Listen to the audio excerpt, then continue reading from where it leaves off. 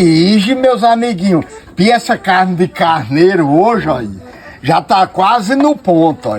Não, já tá no ponto. Tá faltando só um ingredientezinho aqui, um segredo. Falta mais uma coisa? É um segredozinho pra carne de carneiro terminar de ficar no ponto. Um momento, eu venho já. Pra que isso, amiguinho? Isso aqui é o tempero final da carne do carneiro, porque é Deus no comando e Rafinha e Pimpão na cozinha. Aqueles é seus amiguinhos? É isso que dá, você convidar seus amigos pra ensinar a cozinhar. Eles não trazem nada, comeram tudo que tinha, ainda entupiram o banheiro e olhe lá, eles carregando seu carneiro, viu, besta? Vixe, amiguinho! Vixe, vem cá, amiguinho!